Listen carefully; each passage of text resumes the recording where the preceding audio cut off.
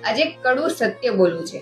આપણા સમાજમાં સ્ત્રી સુરક્ષા માટે ઘણા કાયદા બન્યા છે, જે ખૂબ જરૂરી છે.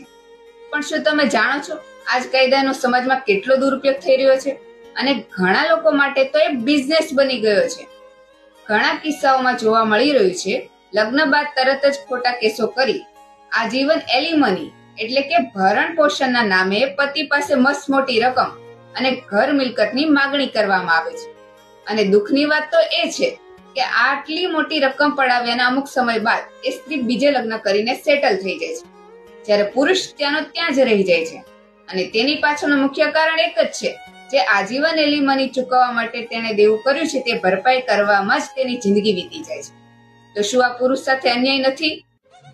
જ્યારે કોઈ નિર્દોષ પુરુષ ઉપર ખોટા કેસ થાય છે, ત્યારે તેની વર્ષોની કમાણી તો જાય છે, સાથે તેની સામાજિક પ્રતિષ્ઠા અને માનસિક શાંતિ પણ છીનવાઈ જાય છે.